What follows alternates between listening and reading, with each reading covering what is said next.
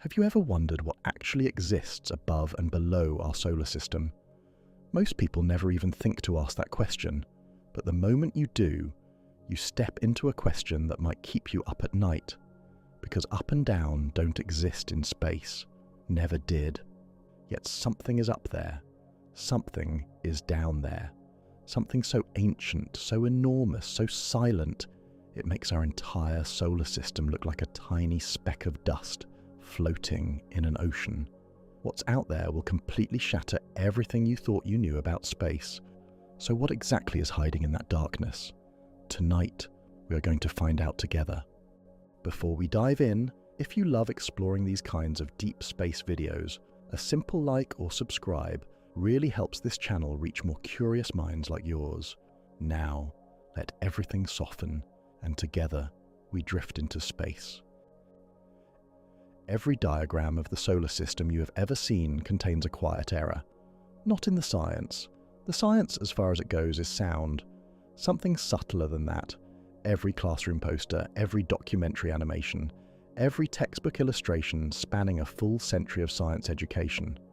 They all show the same image, the sun at the center, 8 planets arranged in neat concentric rings around it, all of them moving in exactly the same flat plane, like a mobile hanging perfectly level from a ceiling. Orderly, clean, two-dimensional. That image settles into us when we are young. Most of us never examine it again, but ask anyone what exists directly above the plane of the planets, or directly below it, and they will hesitate, because the diagram never shows it, because the diagram in its quiet flatness implies there is nothing there. Empty space above, empty space below, and in between, a thin disk of orbiting worlds. That implication is where the real story begins to break apart, because the solar system is not simply a flat disk. The planets we know are not the whole system, not even close.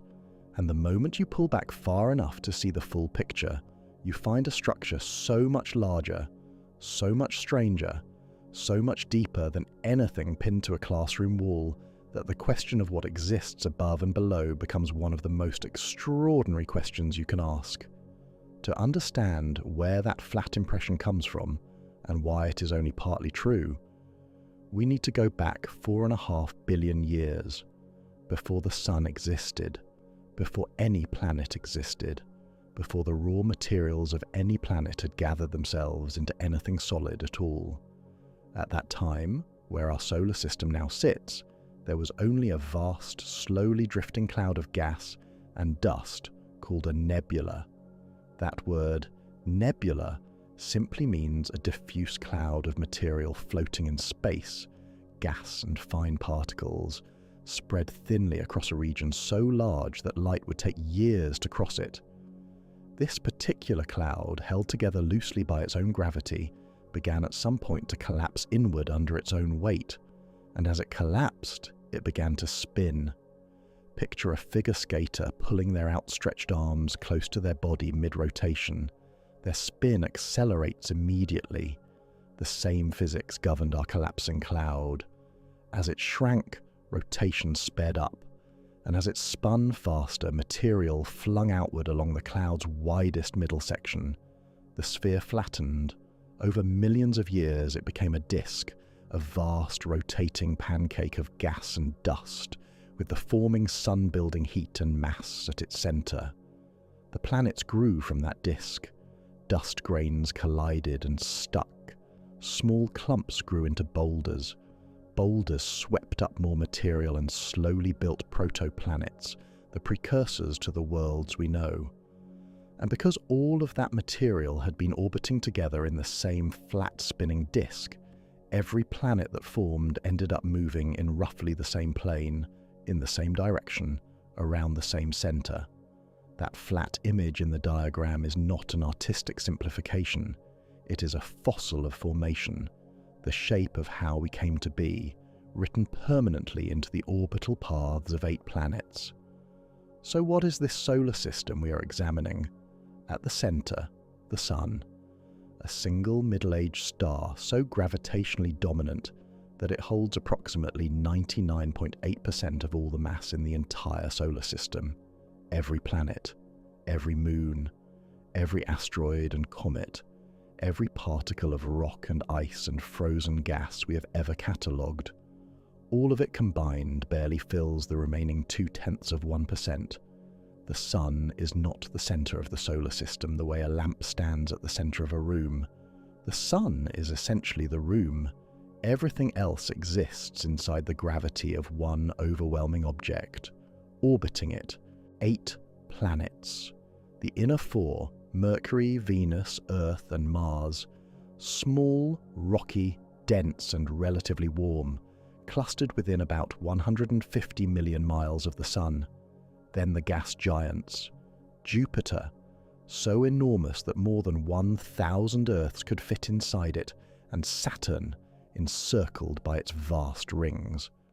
Then the ice giants, Uranus, Neptune, cold and distant, the outermost sentinels of the known planetary neighbourhood. Beyond those 8, the dwarf planets, Pluto, Eris, Haumea, Makemake, smaller worlds that share their orbital paths with other bodies rather than gravitationally dominating them. And beyond even those, billions of asteroids and countless comets, frozen bodies of ice and rock that spend most of their lives in the deep outer dark and occasionally fall inward toward the Sun, growing bright, glowing tails visible across the night sky. This is what the flat diagram contains, and almost all of it orbits in roughly the same flat plane. That plane has a name. Astronomers call it the ecliptic. The ecliptic is the imaginary flat surface defined by Earth's own orbit around the Sun, extended outward like an infinite tabletop. Scientists use it as the reference floor of the solar system because we are standing on Earth, and Earth's path around the Sun is the most natural starting point. When they measure the other planets' orbits against that floor, the alignment is striking. Venus orbits at just 3.4 degrees off the ecliptic, Mars less than 2 degrees, Jupiter only 1.3 degrees, Saturn 2.5, Uranus less than 1 degree. A degree of tilt to make that concrete.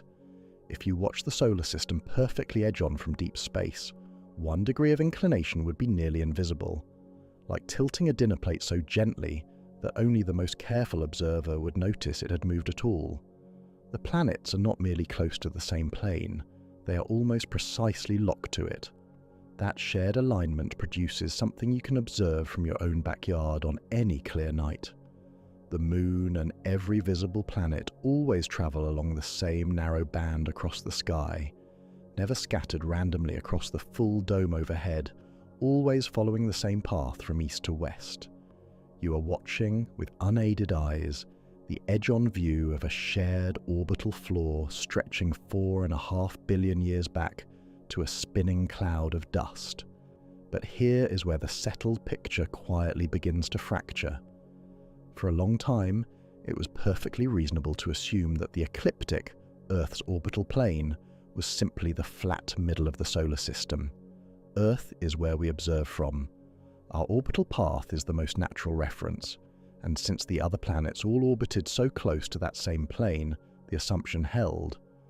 The solar system has a flat floor, and we call it the ecliptic, except scientists discovered that was not quite right.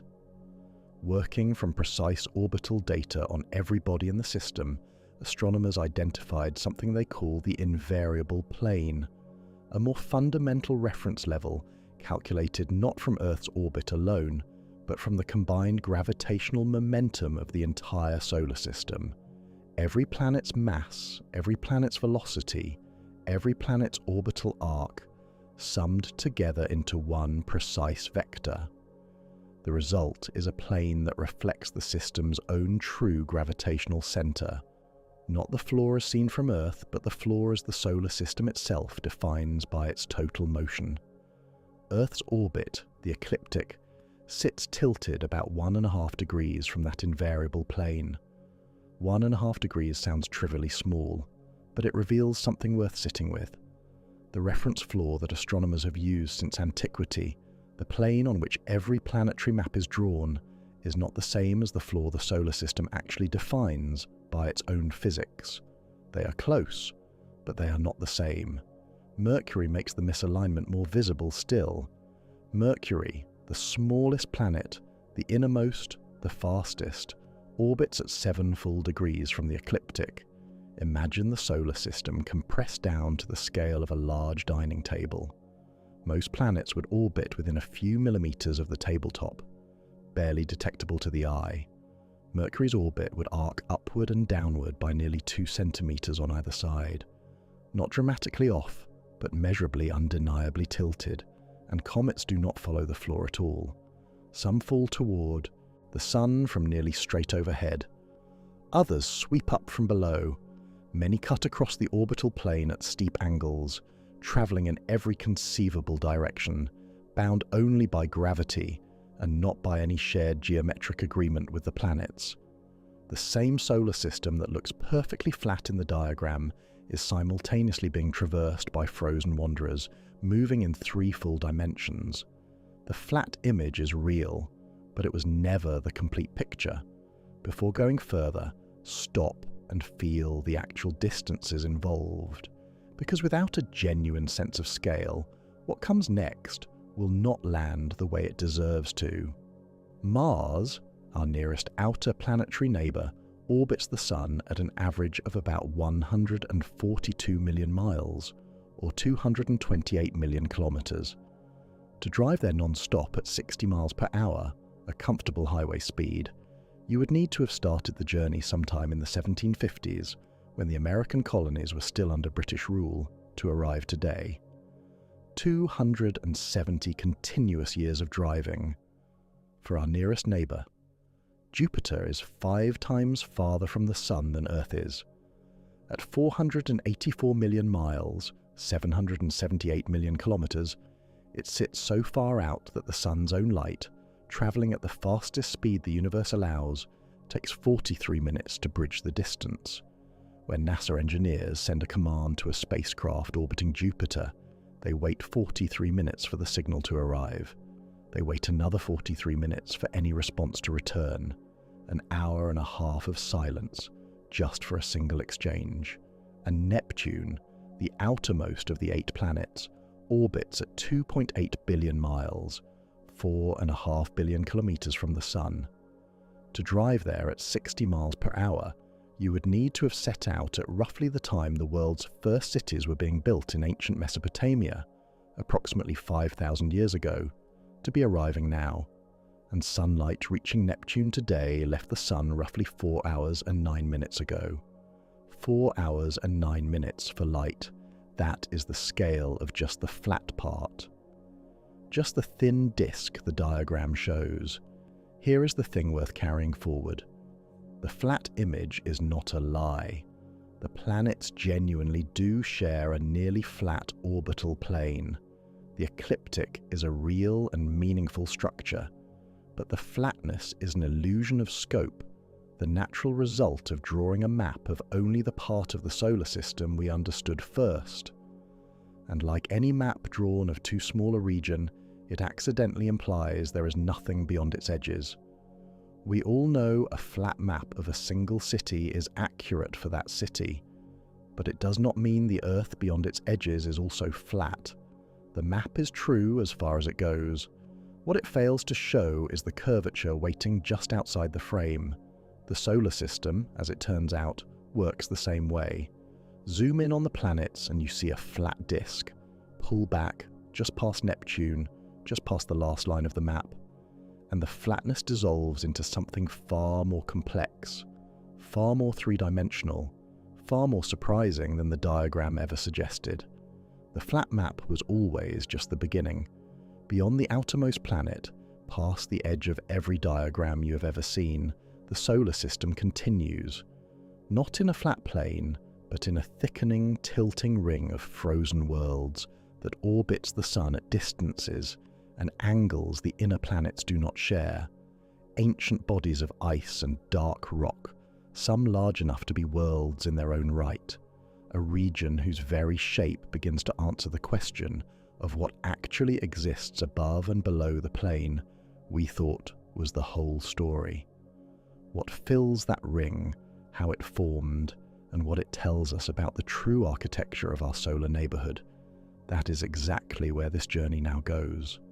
For most of the 20th century, astronomers assumed the outer solar system was empty, not uncertain, assumed. The assumption was so widely held that for decades, almost no one bothered to look. The reasoning made sense.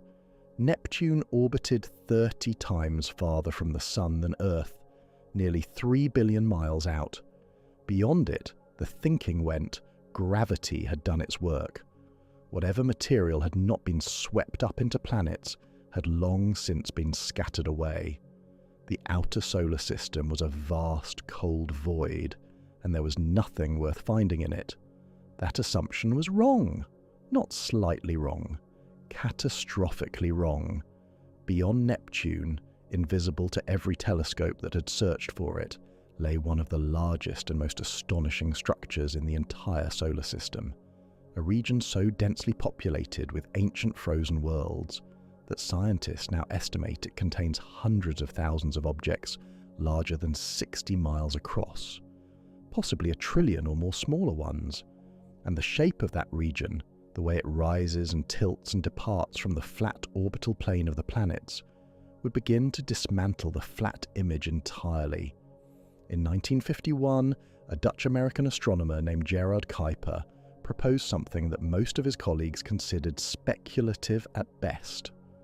Working through the mathematics of how comets move, Kuiper argued that a large belt of icy debris must exist beyond Neptune, frozen leftovers from the formation of the solar system that never made it into a planet. A reservoir of primordial material, cold and dark, orbiting the Sun at unimaginable distances. Most of the astronomical community filed the idea away and moved on, but the comets kept arriving. Short-period comets that loop around the Sun in less than 200 years and travel in roughly the same flat plane as the planets, had to be coming from somewhere. The inner solar system alone could not supply them at the rate observed. Something was feeding that supply. Something beyond Neptune. Kuiper, and others before him, were almost certainly pointing at the right place. The scientific evidence was mounting slowly, quietly, for decades, and then in 1987, 2 astronomers decided to go find it. David Jewett at the University of Hawaii and Jane Liu, then a graduate student, began what most of their colleagues considered a pointless endeavour. They were going to systematically scan the outer solar system for slow-moving objects, faint, reddish specks drifting almost imperceptibly against the background stars. To do it, they attached a CCD camera, a light-sensitive digital detector that had only recently become available to astronomers, to a 2.2-metre telescope on the summit of Mauna Kea in Hawaii. The problem was the scale of the search. Space beyond Neptune is enormous. The objects they were looking for, if they existed at all, would be among the faintest things ever detected at those distances. Night after night, year after year, Jewett and Liu scanned the sky and found nothing of consequence. 1 year passed, then 2, then 4. In his own words, Jewett later described the psychological weight of that search.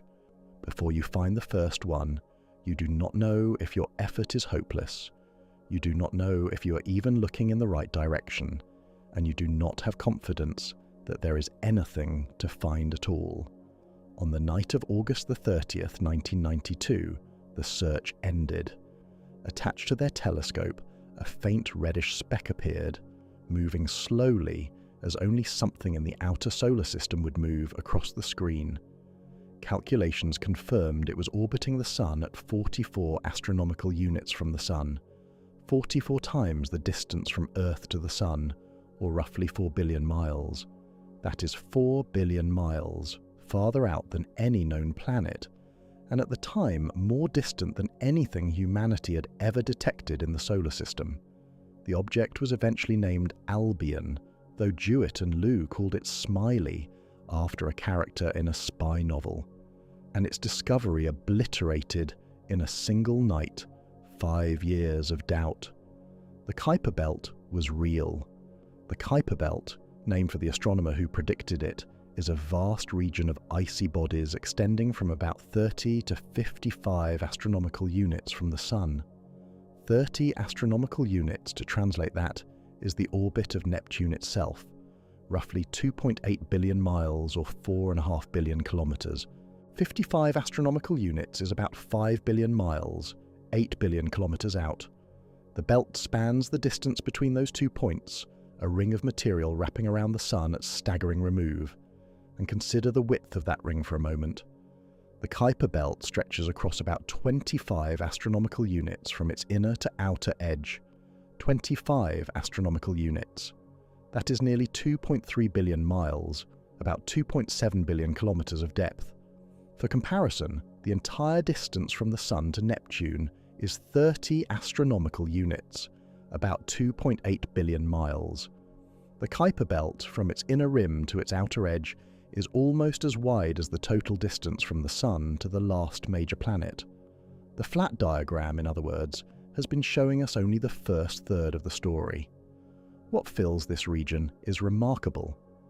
Kuiper belt objects, scientists call them KBOs, are ancient frozen bodies left over from the formation of the solar system 4.5 billion years ago.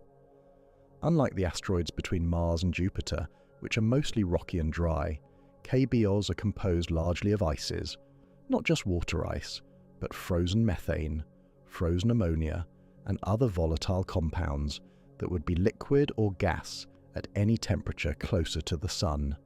At 40 to 50 astronomical units from the Sun, temperatures drop to roughly minus 200 degrees Celsius, colder than liquid nitrogen. The surface of a typical KBO is essentially a frozen relic from the birth of the solar system, preserved almost unchanged for billions of years. A time capsule made of ice. Scientists now believe there are hundreds of thousands of objects in the Kuiper belt, larger than 60 miles, 100 kilometers, across, hundreds of thousands, and possibly a trillion smaller bodies. Chunks of ice and dark rock too small for current telescopes to resolve individually, filling the belt in a diffuse cloud of ancient debris. And among those objects, several are large enough to be worlds in their own right. Pluto, the most famous resident, discovered in 1930 and now classified as a dwarf planet, orbits near the inner edge of the Kuiper belt at about 39.5 astronomical units from the Sun. Its diameter is about 1,476 miles, roughly 2,376 kilometers, smaller than Earth's moon, but undeniably a complex layered world, with mountains of water ice, plains of frozen nitrogen, and a thin atmosphere that expands and collapses as Pluto swings closer to and farther from the Sun. NASA's New Horizons spacecraft made the first close flyby of Pluto in July 2015, revealing a world of astonishing geological complexity that no one had anticipated. The assumption that small, distant, frozen objects would be geologically dead turned out to be wrong. Haumea is a dwarf planet spinning so fast, one full rotation every 4 hours, that centrifugal force has pulled it into the shape of a flattened egg. Makemake, reddish and cold, orbits even farther out. Eris, discovered in 2005, sits at a wildly elongated orbit and carries roughly the same mass as Pluto itself. And Orcus, sometimes called the anti-Pluto for orbiting in a near-mirror image of Pluto's path, is yet another world in this crowded, cold ring. Each of these objects is a world. Each has its own history. Several have moons. The outer solar system, once assumed empty, is populated with worlds we are only just beginning to map. But here is where something fundamental shifts. When Kuiper and others first theorized the belt, the natural assumption was that it would behave like the planets. Flat, contained, orbiting in roughly the same disk-like plane. A tidy extension of the solar system's familiar geometry. They were wrong. The Kuiper belt is not a thin ring, it is a thick torus, Astronomers describe its shape as a donut or a puffed-up disk, and its main concentration of objects extends as much as 10 degrees above and below the plane of the planets. 10 degrees. Recall that the planets themselves orbit within just 1 to 3 degrees of the ecliptic. The Kuiper belt is already 3 to 10 times thicker than the planetary region, and within the belt, the orbital tilts vary enormously. Scientists have discovered 2 distinct populations within the Kuiper belt, called, with refreshing directness, the cold population and the hot population. These terms have nothing to do with temperature. They describe orbital behavior. Cold classical KBOs orbit in nearly circular paths, tilted only a few degrees from the ecliptic. They are the orderly, relatively settled residents of the belt. But the hot population is different. These objects have orbits inclined by anywhere from a few degrees to 50 degrees, dramatically tilted, swinging high above and far below the planetary plane in long looping paths. Some KBOs follow orbits inclined at 30, 40, even 50 degrees from the ecliptic. At 50 degrees, an object at 50 astronomical units from the Sun would arc up to roughly 40 astronomical units above the plane of the planets at the highest point of its orbit. 40 astronomical units above the flat map, farther from the plane than the entire distance from the Sun to Neptune. The flat map is not just thickening, it is beginning to shatter. Beyond the classical Kuiper belt lies a region that complicates the picture still further. Astronomers call it the scattered disk, a sparse, loosely defined zone where objects have been flung by gravitational interactions with Neptune into orbits that are no longer stable, no longer circular, no longer respectful of the ecliptic plane at all. Scattered disk objects have orbital eccentricities reaching as high as 0.8. Eccentricity is a measure of how elongated an orbit is. A perfectly circular orbit has an eccentricity of 0, and an eccentricity of 1 would mean a parabolic path that never returns. At 0.8, an object swings from a closest approach near Neptune's orbit all the way out to hundreds of astronomical units. Some scattered disk objects have orbits that reach 900 or 1,000 astronomical units at their farthest point. At the same time, their orbital inclinations reach up to 40 degrees from the ecliptic. Picture one of these scattered disk objects at the high arc of its orbit, 1,000 astronomical units from the Sun, 40 degrees above the planetary plane. At that moment, it would be more than 600 astronomical units above the flat disk of the 8 planets. 600 astronomical units, 600 times the distance from the Earth to the Sun, straight up from the solar system's floor. This is not the flat diagram. This is something altogether different, and the scattered disk turns out to matter for every person who has ever looked up at a comet crossing the night sky. Short-period comets, the comets that return within our lifetimes, like Halley's Comet, with its 75-year cycle, are now believed to originate primarily from the Kuiper belt and the scattered disk.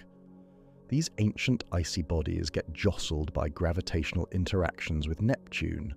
They shift into unstable orbits. Gradually, they migrate inward toward the Sun. They transition through a region called the Centaur Belt between the giant planets, and eventually some of them are captured into the inner solar system, where the Sun's heat begins to boil off their frozen surfaces, releasing clouds of gas and dust that form the glowing tails we observe. The short-period comets are, in a very real sense, Kuiper belt objects on their final journey.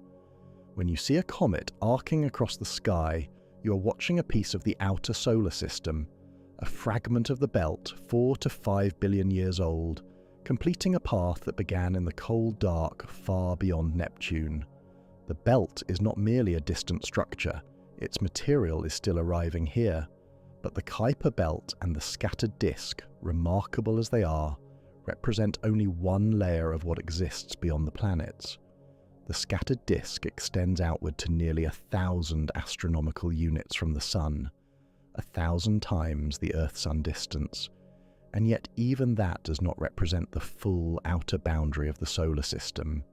Because somewhere beyond the scattered disk, at distances so extreme that no spacecraft has yet come close, the solar system is believed to be surrounded by a structure that does not look like a disk or a belt or a ring at all. A structure that wraps around the entire solar system in every direction simultaneously, above, below, and to every side. Something so vast that the Kuiper belt, stretching across billions of miles, would be like a single layer of paint on the surface of a sphere the size of a building. The flat map, as it turns out, was never the solar system. The flat map was only the very centre. For centuries, astronomers watched comets arrive in the inner solar system and assumed they knew roughly where they came from. They did not. The clue that shattered that assumption was hiding in plain sight. Not in what the comets were made of, not in how bright they burned, but in something far more fundamental: the direction they arrived from. Short-period comets, the ones that return every few decades, travel in roughly the same flat plane as the planets. Predictable, orderly, consistent with the disk-shaped structure of the solar system we had already mapped. But long-period comets, the ones that take hundreds, thousands, sometimes millions of years to complete one orbit, arrive from every conceivable direction. From above the plane of the planets, from below it, from the side, from angles that bear no relationship to the ecliptic at all. And once you see that pattern clearly, only one explanation holds. Whatever reservoir supplies long-period comets cannot be a disk, cannot be a ring, cannot be flat in any meaningful sense. The source of long-period comets must completely surround the solar system, in every direction, equally, a sphere. In 1950, a Dutch astronomer named Jan Hendrik Oort sat down with the orbital data for 19 long-period comets, careful, painstaking calculations that mapped, for each comet, how far its orbit had carried it away from the Sun at its most distant point. What he found was not chaos. The comets appeared to cluster. Many of them had reached their farthest retreat at roughly the same extreme distance, tens of thousands of astronomical units from the Sun, tens of thousands of times the distance from Earth to the Sun, and they had come in from every possible angle. Oort understood immediately what this meant: a region of icy objects, ancient, frozen, orbiting far beyond Neptune and the Kuiper belt, must surround the solar system like a shell.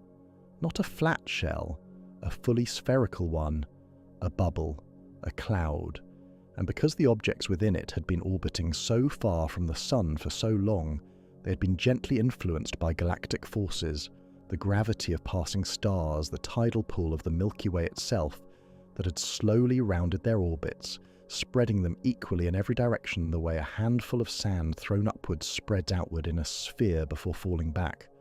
The flat disk that formed our solar system had, at its outermost reaches, been sculpted by the galaxy into something entirely different. Jan Oort called it simply a cloud of comets surrounding the solar system. Scientists now call it the Oort cloud.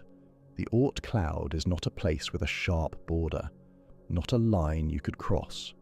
Think of it less as a region with clean edges and more as a vast, loosely held sphere of icy bodies, some small, some surprisingly large, drifting in the cold and dark at distances so extreme that the Sun, from that vantage point, would appear as nothing more than an unusually bright star. The inner edge of the Oort cloud is estimated to begin somewhere between 2,000 and 5,000 astronomical units from the Sun. 2,000 astronomical units, that number needs translating immediately. One astronomical unit is roughly 93 million miles, or 150 million kilometers, the distance from Earth to the Sun. So 2,000 astronomical units means roughly 186 billion miles, nearly 300 billion kilometers. To give that distance its proper weight, light, travelling at the fastest speed the universe allows, takes just over 8 minutes to reach Earth from the Sun. That same light would need approximately 11 full days to reach the inner edge of the Oort cloud. 11 days, at the speed of light. From the inner edge, the cloud continues outward.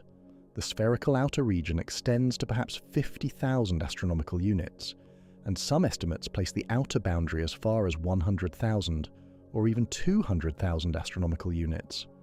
At 200,000 astronomical units, we are 3.2 light-years from the Sun. Proxima Centauri, the nearest star to our own, lies 4.2 light-years away. The Oort cloud, at its most extreme estimates, may extend most of the way to the next solar system. Two neighbouring stars, and in between them, the outermost gravitational halo of one interleaves with the space approaching the other. Consider a scale model that puts all of this in a single mental image. If Neptune's orbit, the outermost planet, were represented by a dinner plate about 12 inches, roughly 30 centimetres in diameter, then the Kuiper belt would extend to about 22 inches, roughly the width of a large coffee table, and the inner edge of the Oort cloud, on this same scale, would sit approximately 65 feet away, about 20 metres, the length of a bus parked outside. You would have to walk out of the room, out of the building, to reach it. The outer edge of the Oort cloud, on that same scale, would be roughly a kilometre away, about 12 city blocks. This is the proportional difference between the flat planetary disk, the entire region of 8 planets, all the familiar territory of the solar system we grew up learning, and the sphere that surrounds it. The planets, the asteroid belt, the Kuiper belt, all of it together amounts to the dinner plate on the table. The Oort cloud is the city the building sits in the middle of. The flat map, it turns out, was always just the table. The Oort cloud is not a single uniform shell. Astronomers now believe it has 2 distinct regions with different structures. The inner region, sometimes called the Hills cloud, named for astronomer Jack Hills, who proposed its existence in 1981, is thought to be denser and more disc-shaped than the outer cloud. Its inner boundary begins around 2,000 astronomical units, and it extends outward to roughly 20,000 astronomical units. Unlike the outer Oort cloud, the Hills cloud has not been fully rounded into a sphere by galactic forces. It still retains something of the disk orientation of the original solar system, though it is considerably thicker and more extended than the planetary plane. Scientists believe the Hills cloud likely holds far more objects than the outer cloud, tens or hundreds of times more, packed into a smaller volume, and it probably functions as a reservoir, gradually replenishing the outer cloud as the outer cloud loses objects to gravitational disturbances over billions of years. Beyond 20,000 astronomical units, the outer Oort cloud becomes fully spherical, a shell extending in every direction with no preferred plane, no flat middle, no gravitational preference for above or below. Objects in the outer Oort cloud can orbit the Sun at almost any angle, coming in from above, falling in from below, sweeping in sideways, the geometry that governs everything closer in, the ecliptic, the invariable plane, the shared orbital floor of the planets, simply does not apply here. The flat map has no meaning in the outer Oort cloud. The objects in the Oort cloud are, like the Kuiper belt objects before them, ancient icy bodies, frozen remnants from the formation of the solar system 4.5 billion years ago. They contain water ice, frozen methane, frozen ammonia, carbon monoxide, ethane, and hydrogen cyanide, along with rocky silicates. Each one is essentially an unchanged chemical sample from the era of planetary formation, a relic so old and so cold that it has barely changed since the first planets were taking shape. Scientists believe these objects did not form where they now reside. The outer solar system, at the Oort cloud's current distances, was too sparse for material to accumulate into anything. Instead, the leading theory holds that these icy bodies form much closer to the Sun in the region of the giant planets, and were then flung outward by the gravity of Jupiter and Saturn in the chaotic early history of the solar system. Some were ejected entirely, others were hurled into distant, elongated orbits that still kept them loosely bound to the Sun, and over billions of years, The gentle gravitational tides of the Milky Way slowly rounded those elongated paths into the great spherical shell that surrounds us now. Here is the most extraordinary aspect of everything described so far. The Oort cloud has never been directly observed. No telescope has imaged it. No spacecraft has reached it. Not a single confirmed Oort cloud object has been photographed in its natural orbit. The entire structure, hundreds of billions, possibly trillions of icy bodies, spread across a sphere that extends most of the way to the nearest star, exists in human knowledge only as an inference, a deduction from the behavior of comets. We cannot see it because its objects are too small, too dark, and incomprehensibly far away.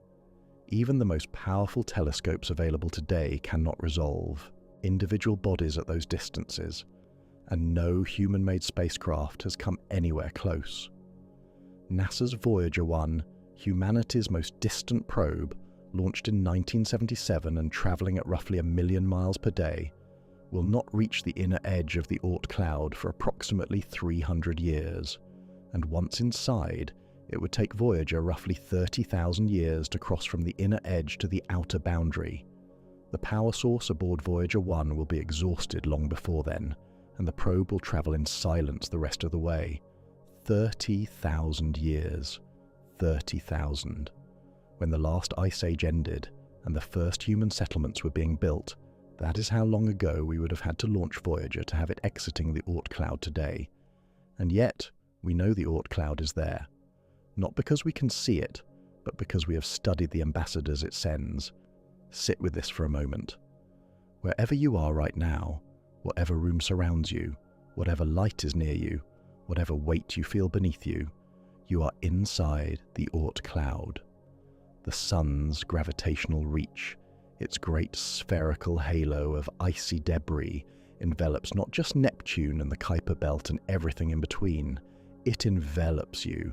The Oort cloud wraps the entire inner solar system, every planet, every moon, every familiar sky, from all directions at once, above you, below you, to every side.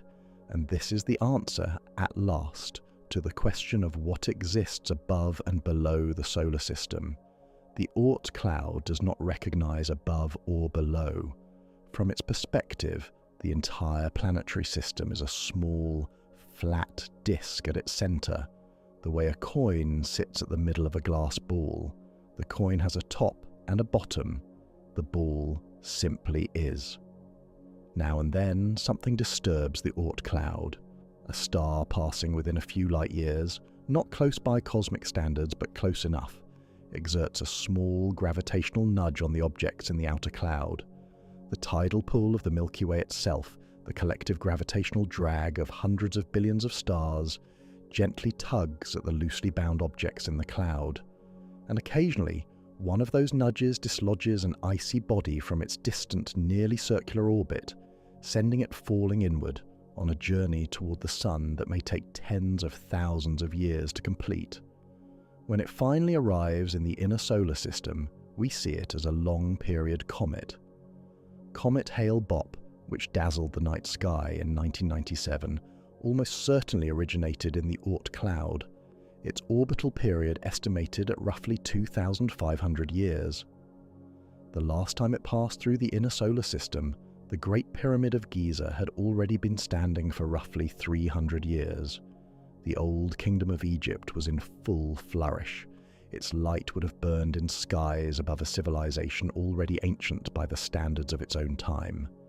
Comet Ison, which fragmented on its first approach in 2013, may have been entering the inner solar system for the first time in its billions of years of existence.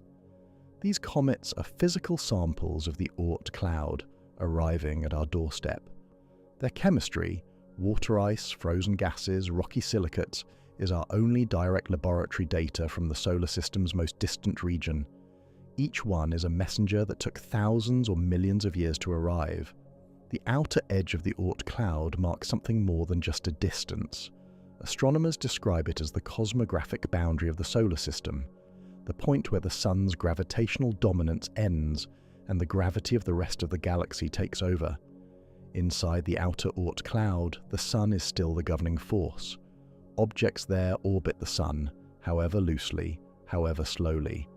But at the outer boundary, the Sun's pull and the combined gravitational influence of the Milky Way reach something close to equilibrium. Go far enough beyond it, and you are no longer, in any meaningful gravitational sense, in our solar system at all. This boundary is not fixed. It shifts slightly as the Sun moves through the galaxy, passing through denser and sparser regions of stars and dust. But it is the most honest answer to where our solar system ends. Not at Neptune, not at the Kuiper Belt, not even at the inner Oort cloud. At the outer edge of the Oort cloud, at a distance potentially 3 light-years from the Sun, is where our Sun's story gives way to the story of the galaxy. But if the outer Oort cloud sits at the boundary where solar gravity fades and galactic gravity begins, that raises a question we have not yet asked, a question that reframes everything. Our solar system, the Sun, the planets, the Kuiper Belt, the entire Oort cloud sphere, all of it is moving through the Milky Way, orbiting a galactic center, passing through regions of denser and sparser matter on timescales so immense they dwarf even the age of the solar system. The galaxy is not just a backdrop. The galaxy reaches in. The galaxy shapes the Oort cloud. The galaxy, in ways both subtle and profound, shapes us. What that means for the true structure of the space above and below our solar system, and what the galaxy itself has to do with the comets that fall through our night sky, is where this journey takes us next. Everything we have described so far, every planet, every ring of ice, every frozen body in the Kuiper Belt, the entire spherical halo of the Oort cloud, is moving, not gently drifting, hurtling. Right now, at this moment, our solar system is traveling through the Milky Way at approximately 220 kilometers per second, roughly 490,000 miles per hour. At that speed, we cross a distance equal to the full circumference of the Earth in approximately 3 minutes. Not in a day, not in an hour, 3 minutes. And yet, despite that extraordinary speed, one full orbit around the center of our galaxy takes about 225 to 230 million years to complete. The galaxy is that vast, and it is inside this motion, inside this immense sweeping journey through the Milky Way, that the true meaning of above and below our solar system begins to fully dissolve. To understand what this galactic motion means, we first need to understand where we are. The Milky Way is a barred spiral galaxy, a flat disk of stars, gas and dust, roughly 100,000 light-years across, with a dense central bulge and long curving arms of stars spiraling outward from the center. 1 light-year, to anchor this, is the distance light travels in a full year, about 6 trillion miles, or 9.5 trillion kilometers, a number so large that stating it plainly risks becoming meaningless. So, hold this instead. Light crosses the entire diameter of our Milky Way in 100,000 years. That same light takes 8 minutes to reach Earth from the Sun. Our solar system sits roughly 2/3 of the way out from the galactic center, about 26,000 light-years from the massive black hole at the galaxy's core. Our neighborhood is a minor spiral feature called the Orion Spur, nestled between 2 larger arms, the Sagittarius arm inward of us, and the Perseus arm farther out. We are not near the center, not near the edge. We occupy a position in the galactic suburbs, on a quiet stretch between 2 busy spiral thoroughfares. The Sun is not special in its position. What is remarkable is the journey it is making through that position, and what that journey means for everything inside our solar system. One complete orbit of the Milky Way is called a galactic year, or a cosmic year.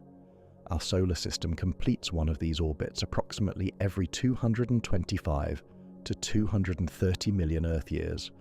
225 million years. hold that. The last time our solar system was at this precise location in the galaxy, passing this same stretch of space, the world below you looked nothing like it does today.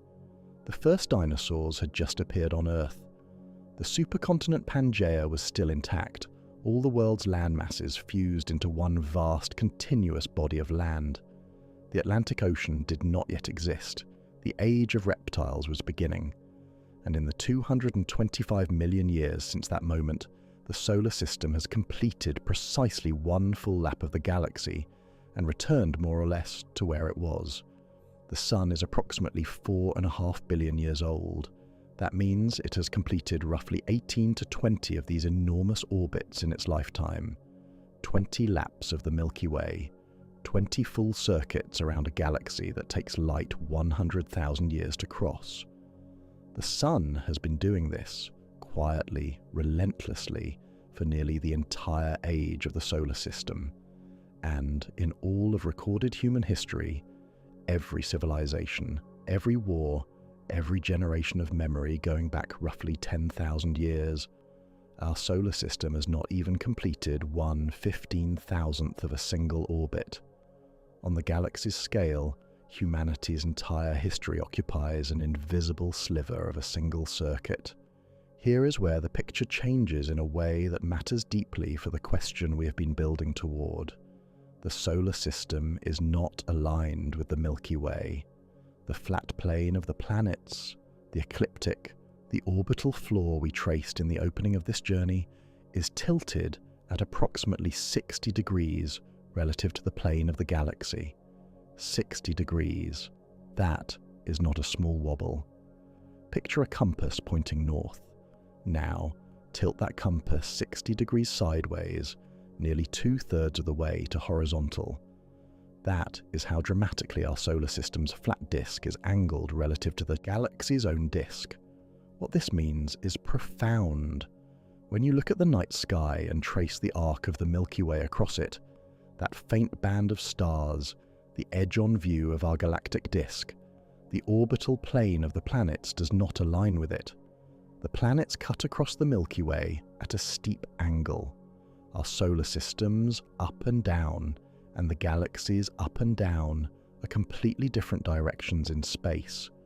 So when we ask what exists above and below the solar system, we are asking about two different reference frames that have almost nothing to do with each other. In the solar system's frame, above means perpendicular to the ecliptic. In the galaxy's frame, above means perpendicular to the galactic disk. Those two directions point roughly 60 degrees apart. The flat map we started with is not just incomplete.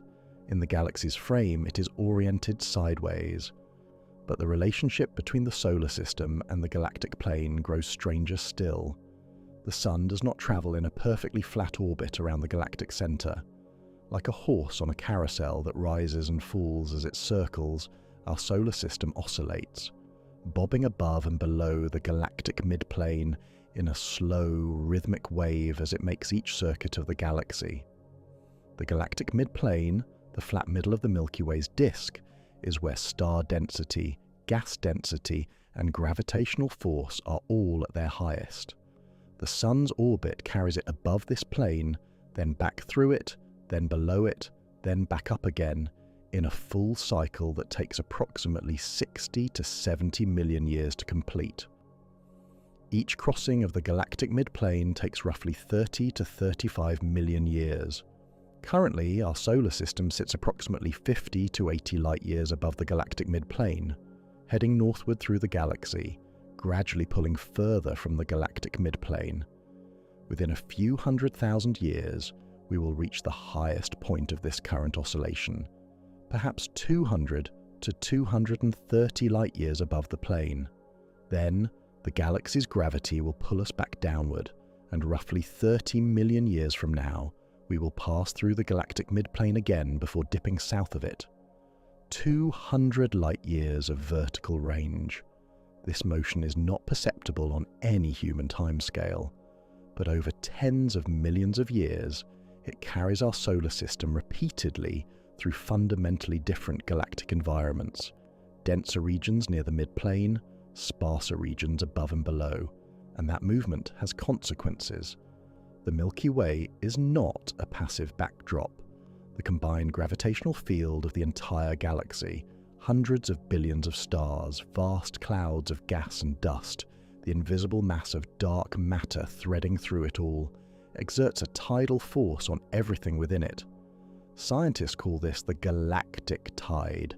A tide here means the same thing it means with Earth's oceans, a force that pulls differently on near and far sides of an object. Just as the moon's gravitational pull is slightly stronger on the side of Earth facing the moon than on the far side, creating the rhythmic rise and fall of ocean water, the galaxy's gravity pulls slightly differently on the inner and outer parts of the Oort cloud. Over vast timescales, this asymmetric pull gradually deforms the orbits of objects in the Oort cloud, tipping them, elongating them, nudging bodies that might otherwise remain dormant into new paths. The result? Some of those bodies begin to fall inward, toward the sun, toward us. The galactic tide is one of the primary forces responsible for sending long-period comets on their multi-thousand-year journeys toward the inner solar system. Not some internal mechanism of the solar system itself, but the gentle, persistent gravitational pull of the entire surrounding galaxy. The galaxy reaches in through the Oort cloud and occasionally sends us visitors. Here the science enters genuinely contested territory, and it is worth pausing on, because if even a fraction of it is correct, the implications for life on Earth are extraordinary. Beginning in the 1980s, geologist Michael Rampino at New York University, working alongside NASA's Goddard Institute, and colleague Richard Stothers, proposed a striking hypothesis. The periodic crossings of the galactic plane may trigger periodic comet showers from the Oort cloud, and those comet showers may correlate with mass extinctions of life on Earth. They pointed to a roughly 26 to 30 million year periodicity apparent in the extinction record, a cycle that, they argued, aligned suspiciously well with the timing of the Sun's galactic plane crossings. The argument is this: as the solar system descends toward the galactic midplane, it passes through a denser concentration of stars and interstellar matter. That increased gravitational turbulence, including the galactic tide itself, disturbs the outer Oort cloud more severely, unleashing greater numbers of comets into the inner solar system. And a sustained increase in large comet impacts means a sustained increase in the kind of catastrophic collisions capable of triggering mass extinctions. The end Cretaceous extinction, the one that ended the dinosaurs, occurred 66 million years ago. The Permian-Triassic extinction, the most severe in Earth's history, occurred roughly 252 million years ago. These and other extinction events appear, in some analyses, to cluster near the timing of galactic plane crossings, but this hypothesis remains deeply controversial. Many scientists dispute the statistical validity of the proposed periodicities in the extinction record. A reanalysis of the data has, in multiple cases, failed to find a convincing correlation. The sample sizes are small. The dating uncertainties in the geological record are significant. The mechanisms, while physically plausible, have not been definitively demonstrated. Both sides of this debate are grounded in legitimate science. Whether the rhythm of life and death on Earth is in any way synchronized with the rhythm of our solar system's journey through the galaxy, that question remains genuinely open. Step back and consider what this picture now means.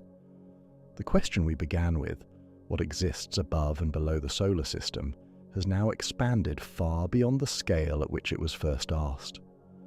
There is no fixed above or below in any absolute sense. The solar system's up and down point 60 degrees away from the galaxy's up and down. Both are themselves moving, rotating around a galactic center, oscillating through a galactic plane, subject to gravitational tides from structures thousands of light years away. At the scale of the Milky Way, our solar system, all of it, from Mercury to the outer Oort cloud, is a speck. The entire diameter of the Oort cloud, stretching potentially 200,000 astronomical units, spans roughly 3 light-years. The Milky Way spans 100,000 light-years. Our solar system, in the galactic frame, is roughly 30,000 times smaller than the galaxy that contains it. Above and below, in galactic coordinates, describes the orientation of a structure so large and so ancient that our entire solar system exists within it as a barely perceptible grain. And yet, even embedded in this immensity, the galaxy does not treat our solar system as a passive passenger. The galactic tide perturbs the Oort cloud. Galactic plane crossings may, or may not, rain comets toward Earth on timescales measured in tens of millions of years.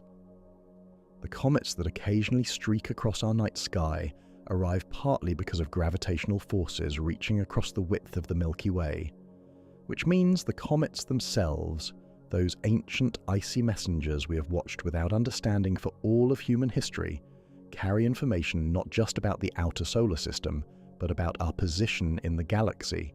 They are not random, they are shaped, and the full story of what they tell us and what they reveal about the structure of everything from the Oort cloud down to the inner solar system is where this journey arrives next. Comets are the most honest objects in the solar system. They carry no disguise. Their orbits cannot be faked. Every comet that falls toward the Sun arrives on a path that records, with perfect mathematical precision, exactly where it came from, how far it travelled, at what angle, from which direction it descended through the solar system. Read that path correctly, and the comet tells you something true about the structure of the space it crossed. We spent centuries watching them streak across the night sky without understanding any of this. We saw omens, signs, portents, but what we were actually seeing was something more astonishing: physical evidence of the solar system's three-dimensional architecture written in fire across the sky. Reading those paths changed everything we thought we knew. The first thing astronomers learned was that not all comets are the same. They divide, most fundamentally, into two families, a distinction that turns out to be one of the most important clues in all of solar system science. Short-period comets complete their orbits in less than 200 years. They visit us regularly enough that some can be predicted with confidence, tracked across centuries, connected to specific past appearances. They tend to travel in orbits that roughly share the same flat plane as the planets, inclined only slightly from the ecliptic, moving in the same direction as the planets around the Sun. Their behaviour is relatively orderly, and their source, as we explored earlier, is the Kuiper belt and the scattered disk, the flat, disk-shaped outer regions of the solar system. Long-period comets are different in almost every way. They take hundreds, thousands, even millions of years to complete a single orbit. Most have never been seen by human eyes before, and the odds are strong they will never be seen again in any human lifetime. But the most striking difference is directional. Long-period comets arrive from every conceivable angle, from directly above the planetary plane, from straight below it, from the side, at steep diagonal slashes. There is no preferred direction, no orbital tendency toward the flat. They come from everywhere, equally. That single observation carries enormous weight. A flat source produces flat orbits. A spherical source produces orbits at every angle. The overwhelming spread of long-period comet inclinations is, in itself, the most direct evidence that the Oort cloud, that great spherical halo surrounding our solar system, genuinely exists. Not a calculation, not a model. A visible, observable pattern in the sky, arriving at us over centuries. Before any of this was understood, comets were believed to make only one pass through the solar system. They appeared, burned bright, and were gone, never to return. The solar system had no structure that could hold them. Each one was simply a visitor, a wanderer, briefly illuminated and then swallowed by the dark. In 1705, an English astronomer named Edmund Halley sat with the orbital data for 24 comets he had computed using Isaac Newton's recently published laws of motion and gravity. He was looking for patterns, and in the orbits of 3 comets, one observed in 1531, another in 1607, a third in 1682, he found something that shouldn't have been there. Identical paths, the same orbital shape, the same inclination, the same trajectory through the solar system, separated by approximately 76 years each time. Halley concluded that these 3 observations were not 3 different comets. They were a single comet returning, orbiting the Sun, and he predicted publicly that it would return again in 1758. Edmund Halley died in 1742, 16 years before his prediction could be confirmed. He never saw his comet return. On Christmas Day, 1758, a German farmer and amateur astronomer named Johann Georg Palitsch spotted a faint object moving against the background stars. Halley's comet had arrived on schedule. Newton's gravity had been tested on a cosmic object for the first time, and the universe had answered correctly. That discovery did not merely name a comet, it proved that comets were members of the solar system, not random visitors, residents, orbiting the Sun just as the planets do, on paths that can be calculated, predicted, and confirmed. Halley's comet sits in a strange category, technically a short-period comet, with an average orbital period of about 76 years, but with characteristics that betray a deeper and more distant origin. Its orbit is retrograde. Unlike the planets, which all orbit the Sun in the same direction, counterclockwise when viewed from above the Sun's north pole, Halley moves backward, clockwise, opposite to every planet in the solar system. This behaviour is unusual among short-period comets and points toward an origin in the Oort cloud. Scientists believe Halley was likely once a long-period comet from the Oort cloud, whose orbit was progressively tightened by repeated gravitational interactions with the giant planets until it was drawn into its current, shorter path. Its orbit is also extraordinarily elongated. At its farthest point from the Sun, its aphelion, Halley reaches about 35 astronomical units out, well beyond Neptune's orbit, into the outer regions of the solar system. At its closest, its perihelion, it plunges to just 0.587 astronomical units, well inside the orbit of Venus, where the Sun's heat strips away layers of ice and dust to form the brilliant tail we see. That range of distances, from inside Venus's orbit to beyond Neptune's, means Halley crosses the solar system's entire inhabited territory with each passage, and the speed difference across that range is remarkable. Consider this. At aphelion, drifting in the cold dark beyond Neptune, Halley moves at roughly 2,000 miles per hour, about the speed of a supersonic military aircraft. At perihelion, screaming past the inner planets, it accelerates to 122,000 miles per hour, 60 times faster than that aphelion crawl. The same object, the same orbital mechanics, but at speeds so different that they barely feel like the same kind of motion. Every October, Earth passes through a trail of dust and debris that Halley shared on previous passes. We experience those particles as the annual Orionid meteor shower. Dozens of streaks per hour, each one a tiny fragment of Halley's nucleus burning up in our atmosphere. You have almost certainly seen the physical remains of Halley's comet in the night sky without knowing it. Its recorded history spans more than 2,000 years. Chinese astronomers documented it in 240 BCE.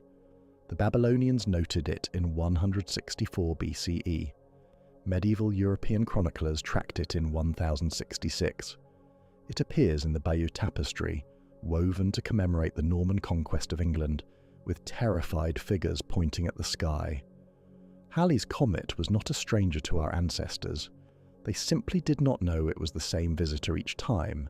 But Halley, for all its fame, is only one example. The full pattern emerges when you look at the entire population of long-period comets and map the angle from which they arrive. Short-period comets, as expected, orbit near the ecliptic plane. Jupiter family comets, the most common short-period type, have inclinations typically under 30 degrees. They travel in the same rough neighborhood as the planets. Their flat, orderly paths reflect their origin in the flat, orderly Kuiper belt. Long-period comets are entirely different. They arrive at inclinations spanning the full range from 0 to 180 degrees. Some orbit in the same direction as the planets but at steep angles, 50 degrees, 70 degrees, 80 degrees above the ecliptic. Others, like Halley, are retrograde, travelling backward at inclinations beyond 90 degrees. The distribution shows no preference for any particular angle.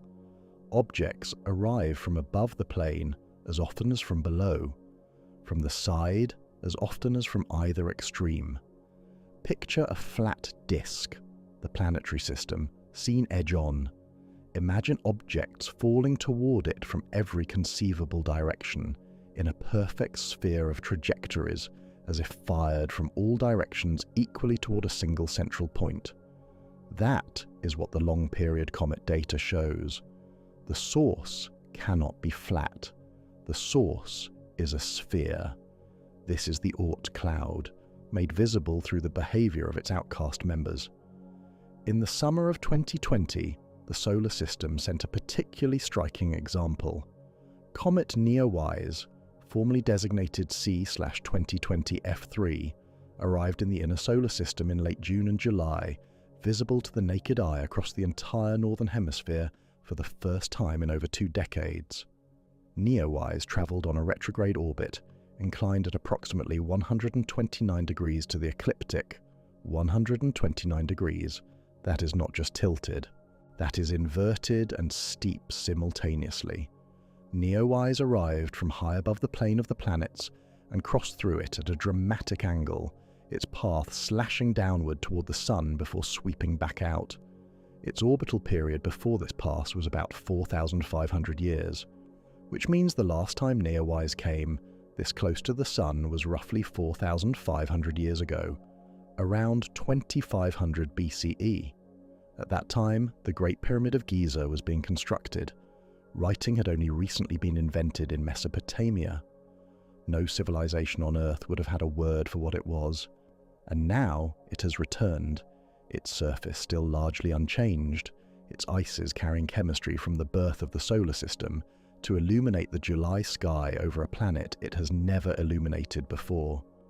Its orbital period after this pass has lengthened to approximately 6,800 years.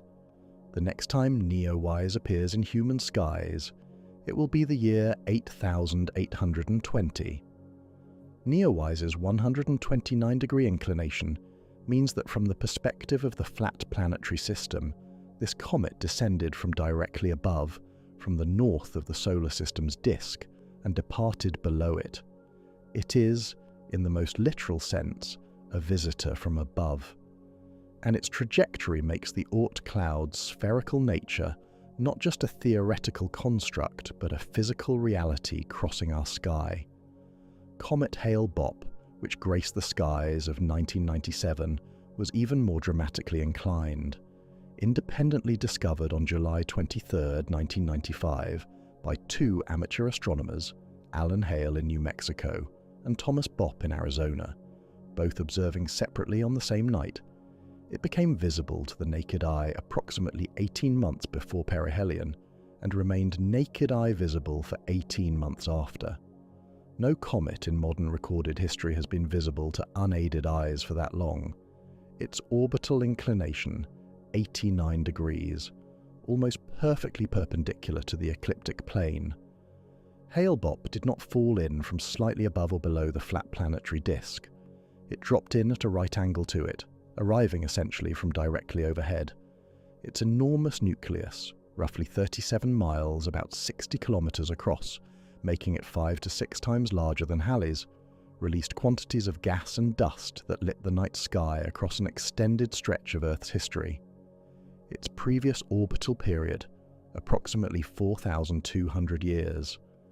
The last time Hale-Bopp visited the inner solar system was around 2,200 BCE, the late Early Bronze Age, when Mesopotamian scribes had already been keeping written records for over 1,000 years, and the world's first empire, The Akkadian was approaching its collapse. It arrived at a right angle to the planetary plane both then and now, because the Oort cloud that produced it holds objects at every possible inclination, with no preference for the flat. Step back from the specific comets and see the pattern they collectively reveal. Every short-period comet that travels near the ecliptic plane, orderly, predictable, sharing the geometry of the planets, traces its ancestry to a disc-shaped source, the Kuiper belt, the scattered disk. Every long-period comet that arrives at a steep angle, from above, from below, from any direction except the flat, traces its ancestry to a spherical source, the Oort cloud. The orbital inclination of a comet is, in this sense, a fingerprint. Read it correctly, and it tells you whether the object's ancient home was flat or spherical, whether it drifted in from the plane of the solar system or fell down from the vastness that surrounds it in 3 dimensions. Astronomers have used this fingerprint to build a picture of the solar system that no single photograph could capture. The flat map of the planets at the center, a thickening disk of icy debris just beyond it, and surrounding everything, above, below, and in every direction, the great spherical cloud whose inhabitants occasionally fall inward, briefly light the night sky with their brilliant tails, and then return to the darkness for thousands of years. But not every object in the outer solar system follows the patterns these frameworks predict. Among the most distant trans-Neptunian objects, the farthest, most extreme bodies we have found, something unexpected has appeared in the data. Certain objects cluster in ways they should not. Their orbital alignments group together rather than spreading randomly. Their perihelia point in the same direction through space rather than distributing evenly. The most straightforward explanation for that pattern is gravitational. Something out there, massive, unseen, perhaps a planet larger than Earth lurking in the far outer solar system, is herding these objects, bending their trajectories with the quiet persistence of its gravity. No one has seen it. No telescope has confirmed it. But the orbits of the objects we can see may be pointing at something we cannot, and what that possibility means for our understanding of what lies above and below and beyond the solar system. That is exactly where this journey goes next. The most distant objects we have found in the outer solar system are pointing at something. Not all of them. Not most of them. The most extreme ones, the bodies with orbits so elongated and so distant that they should have scattered randomly across every possible direction long ago. But they have not scattered randomly. Their orbits cluster together. Their trajectories align in directions they have no obvious reason to share. Their farthest points from the Sun tilt in the same general direction, as if something far beyond our sight is herding them, gently, persistently, gravitationally, into this unexpected arrangement. This is not a faint or easily dismissed signal. It is the kind of pattern that tells astronomers something is there, something massive, something we have not yet found. And it is far from the only thing we have not yet found. There is a small, nuclear-powered machine drifting in the dark, somewhere beyond the orbit of every planet, every asteroid, every Kuiper belt object we know. Right now, as you read or listen to these words, NASA engineers at the Jet Propulsion Laboratory are still in contact with it, still receiving data, still sending commands and waiting nearly 2 full days for a round-trip signal, for replies. This machine is Voyager 1. Launched on September 5th, 1977, it has been travelling away from Earth for nearly half a century. As of early 2026, Voyager 1 sits approximately 170 astronomical units from the Sun, about 16 billion miles, or roughly 25 billion kilometres. 170 times the distance from Earth to the Sun. At the speed of light, a signal from Voyager 1 takes about 23 hours to reach Earth. Voyager 1 is the most distant human-made object in history, and yet, at its current speed, about 38,000 miles per hour or 61,000 kilometers per hour, that same distance took 49 years to cross. If you drove a car non-stop at highway speed toward Voyager 1's current location, it would take roughly 30,000 years to arrive. The number is accurate, the drive is not possible. That is the point. The speed that put a spacecraft at 16 billion miles in 49 years is, on the scale of the outer solar system, still barely a crawl. When Voyager 1 crossed into the outer regions of the solar system, it was heading toward a boundary that scientists had long predicted but never directly measured. The heliopause. The heliopause, the outer edge of the heliosphere, is the boundary where the sun's influence over the charged particle environment of space finally yields to the interstellar medium. The heliosphere itself is the vast bubble created by the sun's solar wind, a constant outflow of charged particles streaming from the sun in every direction. This bubble inflates against the interstellar medium, the thin gas and dust that fills the space between stars. Where the two meet, where the solar wind is finally balanced and stopped by the pressure from outside, is the heliopause. By 2012, scientists suspected Voyager 1 was near this boundary. The instruments detected a sharp drop in solar particles and a dramatic increase in cosmic rays from outside the solar system. But the crucial confirmation came in April 2013. A solar outburst, a burst of charged particles from the Sun, that had erupted in March 2012 finally reached Voyager 1 13 months later. When it arrived, the plasma around Voyager 1 began to oscillate. The frequency of those oscillations revealed something extraordinary. The spacecraft was bathed in plasma more than 40 times denser than the outer heliosphere. This density matched predictions for interstellar space. At JPL, the plasma wave science team went back through the data. Scientists described literally jumping from their seats. Voyager 1 had crossed the heliopause on August 25, 2012, at a distance of about 121 to 122 astronomical units from the Sun, roughly 11 billion miles, or 18 billion kilometers out. Humanity had reached interstellar space for the first time.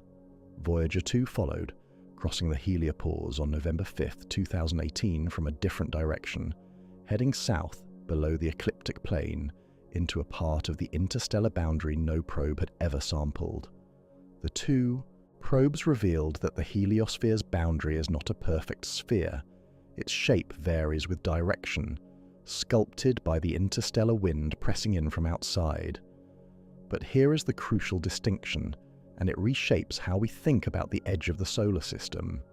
For years, popular media described the Voyager spacecraft as having left the solar system, and in one important sense they had exited the bubble of the sun's direct particle influence. But in the fuller, gravitational sense, they have not left the solar system at all. The heliopause sits at roughly 100 to 120 astronomical units from the Sun. The inner edge of the Oort cloud, the Sun's gravitational domain, begins at roughly 2,000 astronomical units. Scientists estimate the outer Oort cloud may extend to 100,000 astronomical units or more. At the Voyager's current speed, Voyager 1 will not reach the inner edge of the Oort cloud for approximately 300 years, and it will take roughly 30,000 years to travel through the Oort cloud completely. Not slightly different from left the solar system, dramatically different. The heliopause, the farthest boundary any human-made object has ever crossed, is less than 1/20th of the way to the beginning of the Sun's gravitational sphere, and humanity has no mission currently planned or funded to go further. There is an immense gulf, stretching from about 120 astronomical units to 2,000 astronomical units, that no spacecraft has entered, that no telescope can resolve, that we know almost entirely through mathematical inference. This is not a minor gap in our knowledge, it is the dominant volume of the solar system. Voyager 1 carries extraordinary instruments, but it carries only what engineers packed into it in 1977, instruments designed to measure charged particles, magnetic fields, plasma waves, and ultraviolet light. Its computers process about 8,000 instructions per second. A modern smartphone delivers more than 14 billion. That gap tells you something important. Voyager 1 is measuring the interstellar medium with the equivalent of a very early calculator. It cannot see, it cannot image, it cannot turn around. Its cameras were switched off in 1990 to save power. Somewhere between Voyager 1's current position and the Oort cloud lies some of the most scientifically significant unexplored real estate in the solar system, the very region where the Sun's wind boundary gives way to galactic interstellar space before galactic gravity and the Oort cloud begin. We know this region exists. We cannot measure it directly, and we have no near-term plan to send anything there. What we have, instead, are clues, and some of those clues are pointing at something the models did not predict. In 2016, two astronomers at Caltech, Konstantin Batygin and Michael Brown, published an analysis of the orbital behavior of a group of extreme trans-Neptunian objects. These are bodies whose orbits extend hundreds of astronomical units from the Sun, the most distant known objects in the solar system, moving so slowly that they take thousands of years to complete a single orbit. What Batygin and Brown found was not what their models predicted. 6 of these objects showed a striking alignment, their orbits all tilted in roughly the same direction, their farthest points from the Sun clustered on the same side of the solar system. The probability of this arrangement occurring by chance, they calculated, was roughly less than 1 in 1,000, and later analyses with more objects showed the pattern persisting, orbits tilted together, perihelia pointing in the same direction, at average inclinations roughly 15 degrees off the ecliptic. The most elegant explanation, something massive, dark and very distant, is gravitationally shepherding these objects.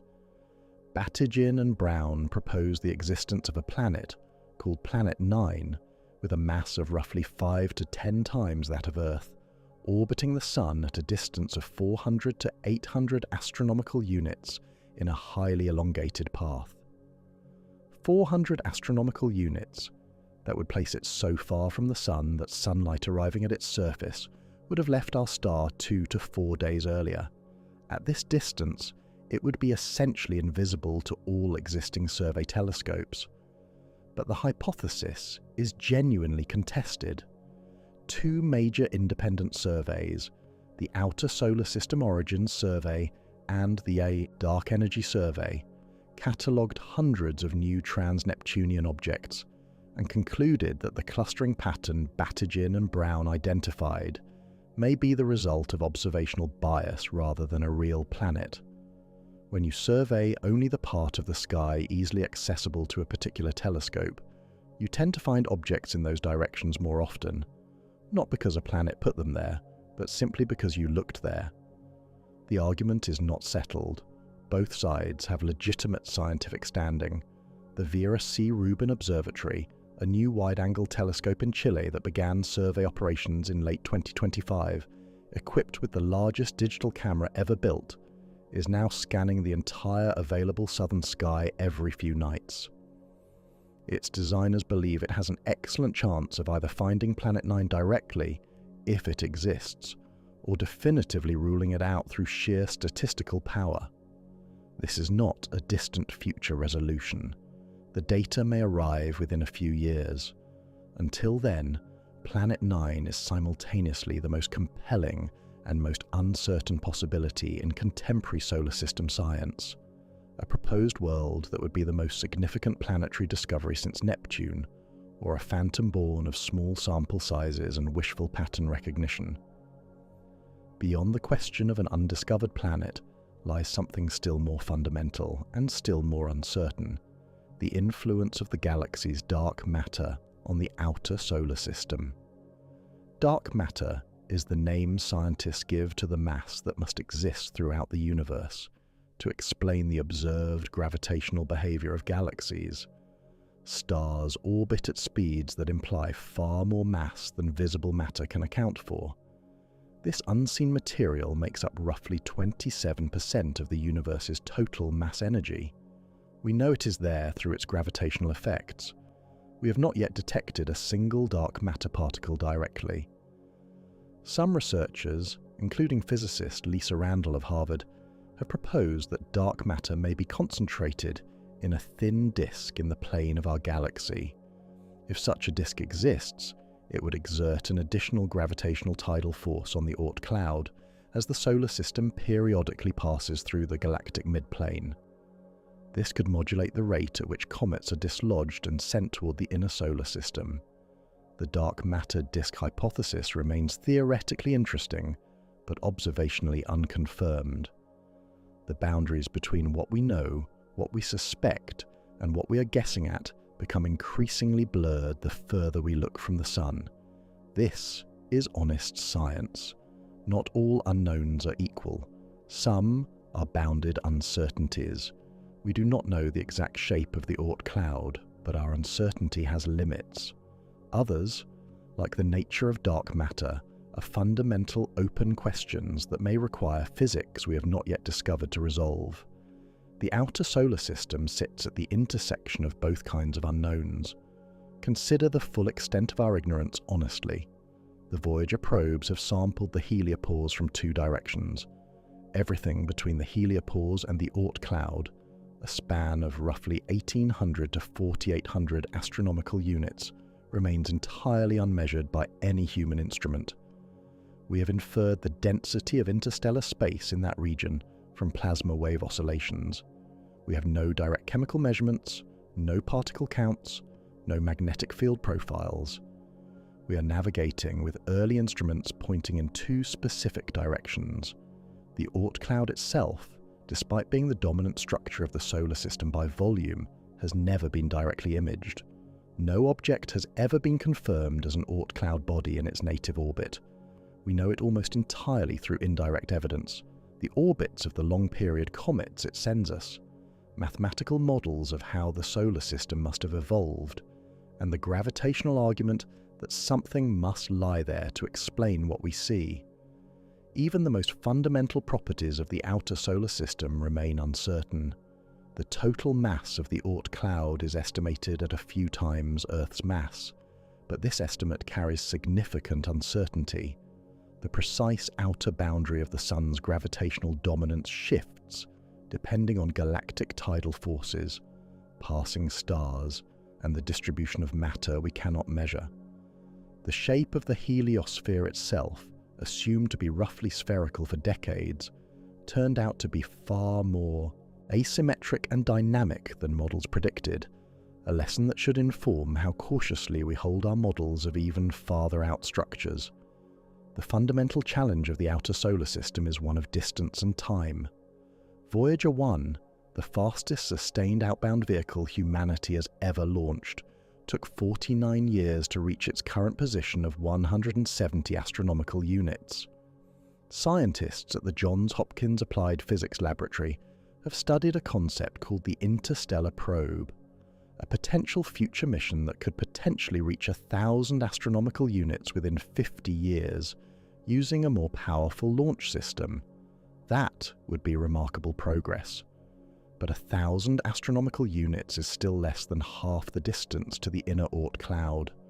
Direct exploration of the true outer solar system is a challenge measured in centuries, not decades. The tools we are developing, the Vera-Rubin Observatory on Earth, next-generation space telescopes, improved modelling from computational astronomy, will allow us to see far more of what lies between us and the interstellar medium. But seeing is not the same as touching. Understanding the outer solar system through remote observation is a bit like trying to understand the ocean floor from satellite images. Possible in outline, deeply limited in detail, almost certainly surprising in specifics when we finally get closer. All of this, the Voyager probes at the edge of the heliosphere, the hypothetical planet reshaping distant orbits from the dark, the unimaged Oort cloud, the dark matter we cannot see, reminds us of something worth sitting with quietly for a moment. We have built a picture of immense sophistication. We have traced the solar system from Mercury's tilted orbit to the outermost speculative edge of our Sun's gravitational reach. and yet the region between the heliopause and the Oort cloud, larger in volume than everything we have ever explored, remains for now blank. We know it is there. We know it is real. We have not touched it. But what surrounds even that? What fills the space between our solar system's outermost edge and the nearest other solar system? What does it mean that those two systems, our sun's domain and our nearest neighbours, exist in proximity, and what might pass between them? The answer lies not in looking inward, but in understanding where we sit among all the other stars in our galaxy, and the view from there is more extraordinary than the flat map ever suggested. The solar system does not end where the planets end. We have established that. And it does not end where the Oort cloud ends. But what lies between our solar system's outermost gravitational reach and the nearest other star system? For a long time, astronomers described this region simply as empty, a vast, featureless void, the silence between two very different solar systems drifting in parallel through the same galaxy. But the silence turned out to be populated. In October 2017, a telescope on a mountaintop in Hawaii caught something moving through our inner solar system at a speed no object from within our solar system could explain. Not an asteroid, not a comet, at least not like any comet we had ever catalogued. Something travelling so fast that even after it had slowed against the sun's gravity during its closest approach, it retained enough speed to escape again and continue on its original path. Out of the solar system, back into interstellar space. The solar system had received a visitor from somewhere else, and with it came one of the most profound realizations in modern planetary science. The space between stars is not empty. Objects move through it, solar systems communicate through it, and now and then some of those objects cross our path. Between the heliopause, where the sun's direct solar wind influence ends, and the nearest stars, space is filled with something called the local interstellar medium. The local interstellar medium, or LISM, is the thin sea of gas and dust that pervades the space between stars. Thin is almost an understatement. On average, a cubic centimetre of interstellar space, a cube roughly the size of a sugar cube, contains less than one atom of matter. Compare that to the air in the room around you, where every sugar cube volume of air contains about 27 billion molecules. The interstellar medium is, in practical terms, as close to nothing as matter can get, and yet it is not nothing. The Sun is currently passing through a feature of this medium called the local interstellar cloud, a slightly denser pocket of gas and dust about 30 light-years across, in which several nearby star systems are embedded together. The cloud is warm in the interstellar sense, about 7,000 degrees Celsius, hot enough that its atoms are fully ionized, stripped of their electrons. But because so few atoms occupy any given volume, that heat translates to no warmth we would feel. The interstellar medium does not heat you. It is simply there, ancient, diffuse, carrying the chemical legacy of generations of long-dead stars. The sun's heliosphere forms a bubble inside this cloud, pushing it back. The solar wind and the interstellar medium press against each other at the heliopause, neither fully yielding. Our little sphere of solar influence floats like an air bubble inside a vast, still ocean of space. Beyond that cloud, the nearest stellar neighbour to our Sun is a small, dim red star called Proxima Centauri. Proxima is the outermost member of the Alpha Centauri system, a triple star arrangement consisting of two Sun-like stars, Alpha Centauri A and B, orbiting each other closely, with Proxima orbiting both of them at enormous remove. At 4.25 light-years from our Sun, roughly 40 trillion kilometres, or 25 trillion miles, Proxima Centauri holds the title of our nearest known stellar neighbour, 4.25 light-years. Consider this carefully. Voyager 1, the fastest sustained outbound spacecraft humanity has ever launched, travels at about 38,000 miles per hour, 61,000 kilometers per hour. NASA has calculated that at this speed, Voyager 1 would need over 73,000 years to reach Proxima Centauri. If Voyager 1 had been launched when our ancestors were building the earliest permanent settlements in the ancient Near East, it would not even be a quarter of the way there today, and Proxima Centauri is our closest neighbour. Now compare this to the Oort cloud. The outer edge of our solar system's gravitational sphere extends, under generous estimates, to roughly 100,000 to 200,000 astronomical units, approximately 1.6 to 3.2 light-years from the Sun. Proxima Centauri sits at 4.25 light-years. This means the outermost Oort cloud reaches somewhere between 1/3 and 3/4 of the way to our nearest neighbour. The space between our solar system and the next one is not empty gulf. It is the overlapping fringes of two gravitational domains, each exerting its influence on the icy debris drifting in the cold. The local interstellar medium threads through both. Objects from one system can drift into the other. Picture yourself floating in the space between our solar system and Proxima Centauri, roughly 2 light-years from the Sun. In every direction, the stars spread across the blackness in uncountable numbers. Behind you, toward the Sun, a single star shines noticeably brighter than the rest. Perhaps the 3rd or 4th brightest point in the sky from this distance, still clearly distinguishable, but no longer overwhelming. Ahead of you, toward Proxima Centauri, another faint reddish point burns steadily. Between you and both of these stars, almost nothing. Scattered atoms, ancient dust, the remnants of dead stars, and occasionally, drifting through this silence, an object the size of a city block travelling at cosmic speed, a fragment from a planetary system you will never see up close, crossing the distance between stars over hundreds of millions of years. This is the interstellar neighbourhood, vast, quiet, but not empty.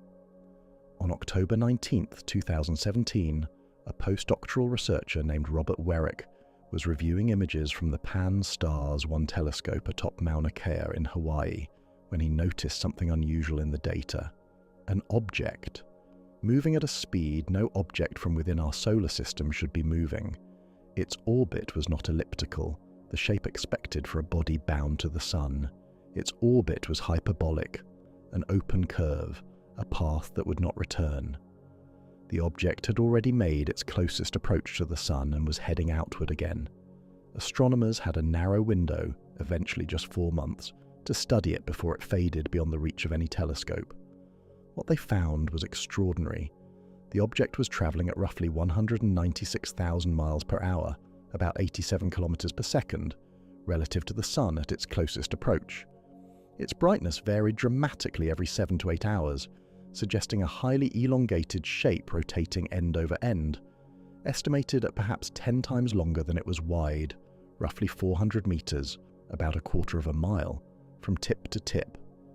Think of 4 football fields laid end to end, tumbling through interstellar space. Astronomers named it Oumuamua. In Hawaiian, the word means a messenger from afar arriving first. Formally designated 1I, the 1I, indicating it was the first confirmed interstellar object.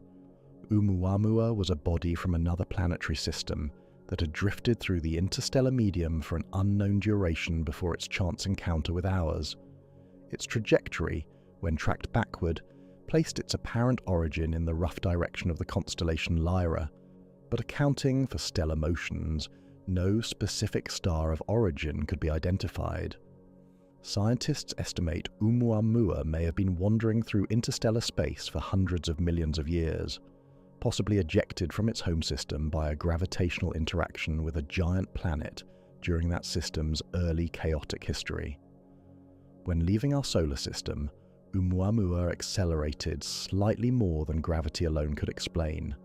This non-gravitational push has fueled ongoing scientific debate. Some researchers attribute it to outgassing of trapped hydrogen or other ices.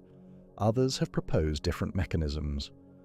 By 2023, a leading hypothesis suggested it is a fragment of an icy body, perhaps a Pluto-like world from another planetary system, carrying frozen volatiles that vaporize subtly in sunlight. The debate is not fully settled. Oumuamua passed through our solar system having told us everything it was willing to say, and nothing more. 2 years after Oumuamua, on August 30th, 2019, Ukrainian amateur astronomer Gennady Borisov discovered the second confirmed interstellar object using a homemade telescope. Unlike Oumuamua, the object designated 2I/Borisov looked reassuringly familiar, a comet complete with a visible coma and tail, outgassing normally as it approached the Sun. Borisov appeared to be, in most respects, an ordinary comet that simply happened to have originated in another solar system, and in 2025, a third interstellar object arrived, Comet 3 I/Atlas. Early studies suggested this visitor may be nearly 12 billion years old, so ancient that the star system that produced it might no longer exist. The star itself may have died. The planets may have long since been lost. Only this frozen fragment survived, drifting through the galaxy for billions of years until gravity carried it across the boundary into our neighborhood. 3 confirmed interstellar objects in just 8 years. Scientists now believe these visitors are not extraordinary rarities. Estimates suggest that at any given moment, roughly 10,000 such objects may be moving through our solar system simultaneously. Most too small and dark to detect. We have found 3. We have likely missed thousands. These visitors carry something we cannot manufacture or simulate in any laboratory. Direct physical samples from other planetary systems. When Oumuamua passed close to the Sun, it arrived from roughly 20 degrees above the ecliptic plane. Another reminder that the interstellar medium traffics in objects that pay no attention to our solar system's geometric preferences. Borisov, in its chemistry, showed molecular ratios similar to comets from our own Kuiper belt, suggesting that comet chemistry may be broadly consistent across different planetary systems. Each visitor, in its arrival angle, speed, composition, and behavior, is a message about the universe of planetary systems that surrounds us. Systems we cannot visit, whose worlds we cannot directly image, but which nevertheless send us fragments of themselves across billions of miles and billions of years. The detection of these objects has fundamentally changed how astronomers think about the solar system's relationship to the galaxy. We are not isolated. Material moves between stars. The interstellar medium is a shared resource, and the debris of formation events throughout the Milky Way circulates freely through it over geological timescales. All of this leads to the final, sharpest formulation of the question we began with. When astronomers say above and below in galactic coordinates, they mean something specific and precise. The Milky Way's disk defines a plane, the galactic plane. Galactic latitude, a coordinate system used by astronomers to map positions in the sky relative to the galaxy, places 0 degrees at the galactic equator, running along the disk's midplane. 90 degrees above that is the galactic North Pole, pointing toward the constellation Coma Berenices. 90 degrees below is the galactic South Pole, pointing toward Sculptor. The true above our solar system, in the most astronomically rigorous sense, is toward the galactic North Pole, perpendicular to the galaxy's disk, pointing out of the flat spiral into the galactic halo, the diffuse, roughly spherical cloud of old stars, globular clusters, and dark matter that envelops the entire galaxy like a thin fog around a lamp. Our solar system currently sits about 50 to 80 light-years above the galactic midplane, slightly north of the true galactic equator, moving, as we established, on a slow oscillation that will carry us back through the midplane in a few 100,000 years. Zooming out to the full galactic view, Our solar system occupies a quiet position in the Orion Spur, a minor arm of the galaxy, a modest branch between the two major spiral arms named Perseus and Sagittarius. We are roughly 2/3 of the way from the galactic center to the disk's outer edge, in a region neither densely packed with young stars and star-forming clouds near the center, nor sparsely inhabited at the outermost edges. The Sun is currently passing through a feature called the local bubble, a cavity of unusually hot, low-density gas, roughly 1,000 light-years across, carved over tens of millions of years by a series of ancient supernovae, massive stars that exhausted their fuel, collapsed, and exploded, blasting away the surrounding interstellar medium to leave this great hollow region in space. We float inside that bubble, our heliosphere pressing against its thin, hot walls. The stars we see most clearly in the night sky are mostly fellow inhabitants of this same bubble, and that bubble, 1,000 light-years across, is itself a tiny fraction of the Milky Way. The galaxy spans 100,000 light-years. The bubble is roughly 1% of that diameter, and our solar system, with its Oort cloud, extending perhaps 3 light-years at most, is less than 1% of even the bubble's radius. We are, spatially, a very small thing. But the structures we have traced, the flat disk of planets, the thickening torus of the Kuiper belt, the spherical shell of the Oort cloud, the galactic forces that shape them all, form a complete and coherent picture of extraordinary depth. We began this journey with a diagram, a flat image of rings around a central star, a classroom poster pinned flat against a wall. That image was real, we said, as far as it went. But the flat map was only the center. It was only the first millimeter of a structure that continues outward in 3 dimensions for billions of miles, eventually dissolving into the galaxy itself.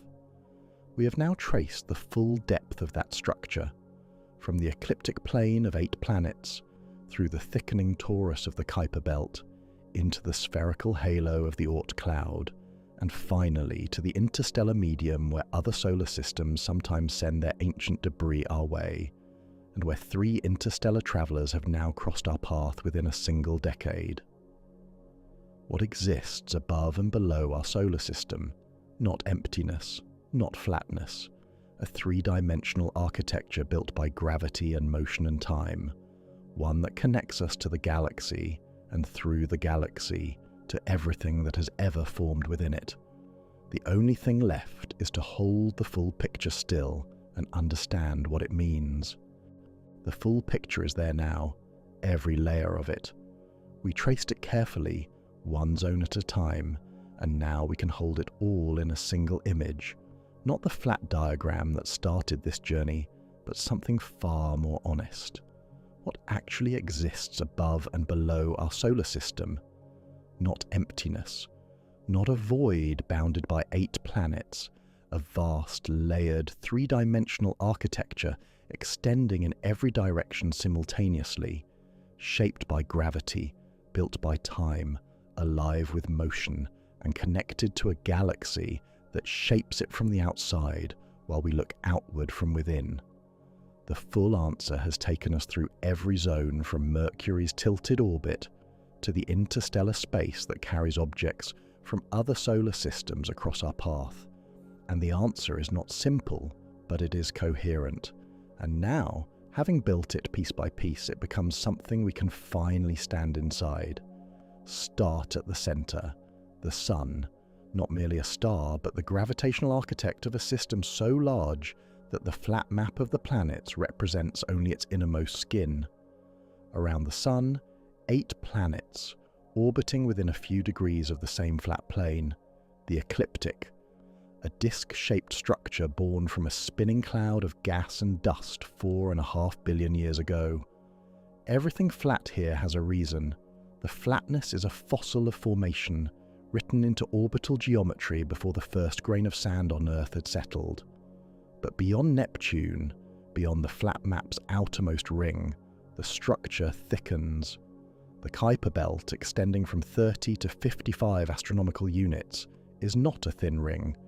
It is a puffed-up disk, already thicker and more inclined than the planetary region, inhabited by hundreds of thousands of icy bodies, some of them worlds in their own right. Pluto, Eris, Haumea, objects whose orbital tilts rise as high as 50 degrees from the ecliptic, arcing high above and far below the planetary plane in paths that feel, from the flat map's perspective, like violations of the geometry.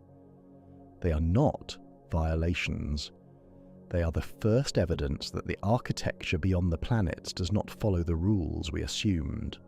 Beyond the Kuiper belt, the scattered disk stretches to nearly 1,000 astronomical units, bodies flung by Neptune into wildly inclined, wildly elongated paths, some of them reaching 700 astronomical units above the ecliptic at their farthest arc.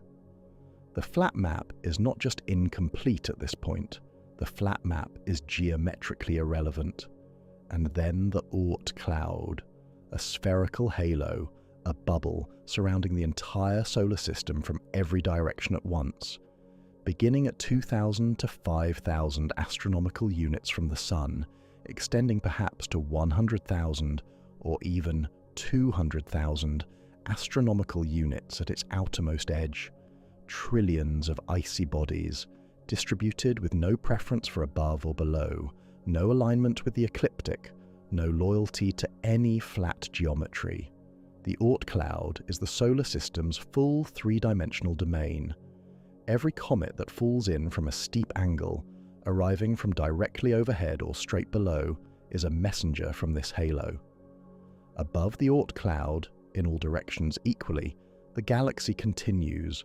The Milky Way is not the backdrop, it is the container. Its gravity shaped the Oort cloud itself, rounding out the highly elongated orbits of early solar system debris through billions of years of galactic tidal forces.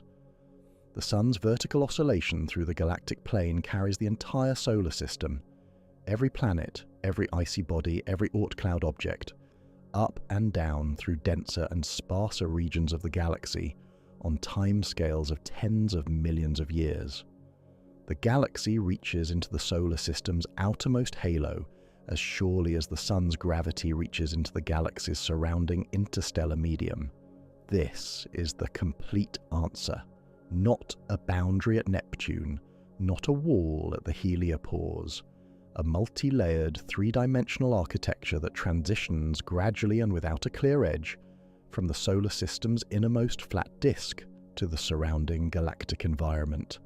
Return now to the beginning, to the image that started all of this. A classroom poster, 8 planets arranged in concentric rings around a central star. Clean, simple, flat, an image that settles into us young and, for most people, stays there for a lifetime without being re-examined. That image was not wrong. The planets do orbit in nearly the same flat plane. The ecliptic is a real structure. The geometry the poster showed is accurate for what it depicted, but the flat map was never a picture of the solar system. The flat map was a picture of one thin slice of the solar system, the inhabited central layer, rendered as if nothing existed above or below it, as if the structure ended where the diagram did. It is like a cross-section through the middle of a sphere. The cross-section is a circle, genuinely, accurately circular. But anyone who concludes from that circle that the underlying shape is flat has missed the most important part of the geometry. The solar system is a sphere, or more precisely, the solar system's full extent is spherical, with a flat disk at its center where the planets live. The sphere dwarfs the disk the way a planet dwarfs a coin placed at its equator. Every classroom poster that shows only the coin has been quietly withholding the planet. The question this entire journey was built around, what exists above and below our solar system, turns out to contain a hidden philosophical problem. Above and below are orientation words. They require a reference plane. In everyday life, that reference plane is the ground, the surface of Earth, defined by the direction gravity pulls us. Above is away from the ground, below is toward it. These words carry the weight of a lifetime of embodied experience, and when we import them into astronomy, we bring all of that baggage with us. In the solar system's local frame, using the ecliptic as the reference, above means perpendicular to the orbital plane toward the solar system's north. Below means the opposite direction, south. From this frame, Halley's comet travels above and below the ecliptic with each orbit. Comet Neowise descended from roughly above the plane and departed below it. The Oort cloud fills both directions equally, but in the galactic frame, using the Milky Way's disk as the reference, above means perpendicular to the galaxy, toward the galactic North Pole in the constellation Coma Berenices. Below points to the galactic South Pole in Sculptor. From this frame, our entire solar system currently sits slightly above the galactic midplane, about 50 to 80 light-years north of the galaxy's equator, slowly oscillating. These two aboves point in different directions. The ecliptic plane and the galactic plane are tilted roughly 60 degrees apart from each other. The North Pole of one frame is not anywhere near the North Pole of the other. This means the question, what is above the solar system, has no single answer, because above itself has no fixed meaning in space. The universe does not come with an orientation. Every above and below is a direction we have chosen, relative to a plane we have defined, observed from a position in space that feels central to us, only because we happen to be standing here. Our position is not privileged. Every coordinate system is equally valid. Every reference plane is equally arbitrary. And this is not a limitation, it is a liberation. It means that above and below the solar system opens into every direction simultaneously, into every layer we have explored together, without preference and without boundary. There is something philosophically striking in this, something worth staying with for a moment rather than rushing past. We began by describing the solar system the way the flat diagram describes it, as if our perspective from Earth defines the correct orientation of space. The ecliptic is flat because Earth orbits in it, and we used Earth's orbit to define the reference.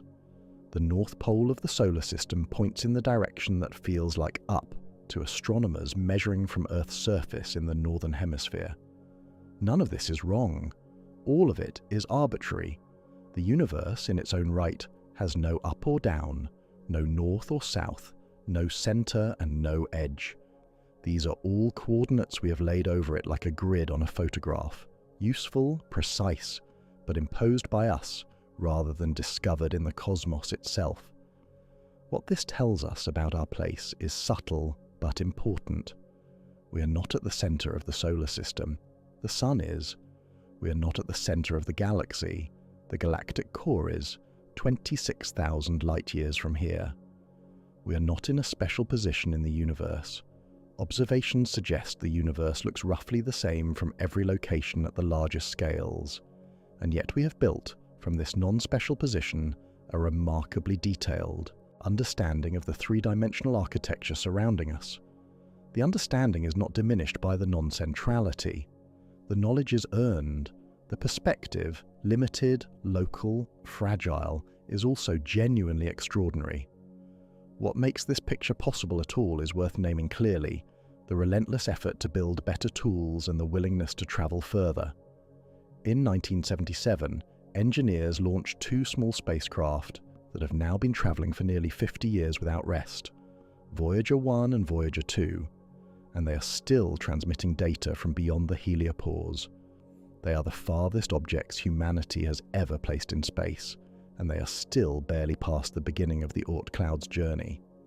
In 1992, David Jewett and Jane Liu spent 5 years scanning the sky with digital cameras before finding the first confirmed Kuiper Belt object, a reddish speck 44 astronomical units from the Sun, and in doing so, opened a region of the solar system that had been considered effectively empty for decades.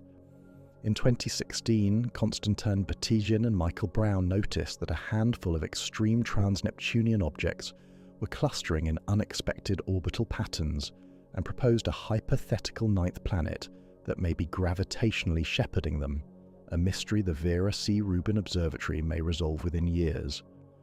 In 2017, a telescope in Hawaii caught the first object from another solar system crossing our inner solar system, a tumbling, elongated body named Oumuamua, moving too fast to be from here, carrying chemistry from a planetary system we will never directly visit. Each of these discoveries began with the same impulse: curiosity about what the flat map wasn't showing. Each of them required looking harder, looking longer, and being willing to find something unexpected rather than confirming what was already known. The outer solar system keeps rewarding that willingness. Take a breath here. We have travelled a long distance together, from a flat diagram to a layered architecture stretching billions of miles in every direction, from the inner planets you can see with the naked eye on any clear night, to a hypothetical sphere of comets orbiting so far out that the sun is barely brighter than the other stars. You came here with a question and followed it to a place most people never look. That is not a small thing. The universe did not get simpler as we looked closer. Every answer opened into a deeper question, and you stayed for all of them. That kind of curiosity, unhurried, willing to be uncertain, genuinely interested in the answer even when the answer complicates everything, is the same curiosity that drives every scientist who has ever pointed a telescope into the dark. What actually exists above and below our solar system? Above and below the thin disk of planets, a thickening, tilting region of icy debris, the Kuiper Belt, already far more three-dimensional than the flat map implies, with bodies inclined at every angle from a few degrees to 50. Above and below that, the scattered disk, bodies flung into extreme tilted orbits reaching hundreds of astronomical units away from the ecliptic in both directions, and above and below all of it, surrounding the entire solar system in every direction simultaneously, the Oort cloud, a sphere of trillions of ancient icy bodies extending from 2,000 to perhaps 200,000 astronomical units, shaped by the tidal pull of the Milky Way, source of the long-period comets that fall inward from every direction, marking the full gravitational extent of our Sun's dominion. And beyond the Oort cloud, the local interstellar medium, home to visitors from other solar systems, threading through the space between stars.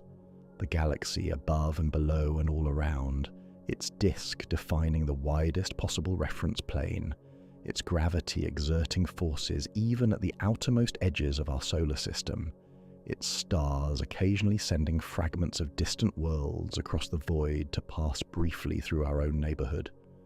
Nothing about the solar system ends at the planets. Nothing about the solar system is flat. The flat map was the beginning of a map, not the map itself.